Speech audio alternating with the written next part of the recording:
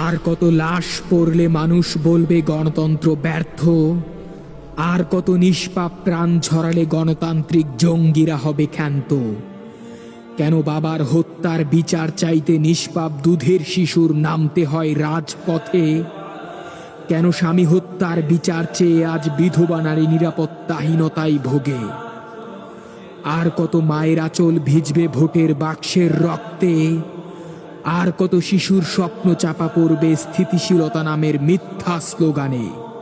তোমরা ভোট চাও জীবিত মানুষের কাছে, আর শাসন করো লাশের উপর দাঁড়িয়ে।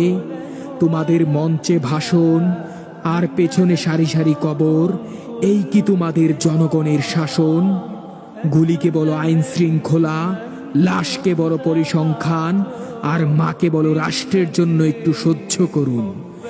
আইন এখানে অন্ধ নয়, আইন এখানে বেছে বেছে দেখে কার চোখ বেঁধে দেবে, কার রক্তে কলম ভিজিয়ে সই করবে সে জানে। আর কত চিৎকার করলে নীরব শহর শুনবে, আর কত লাশ গুনলে গণতান্ত্রিক কাঠামো ভাঙবে।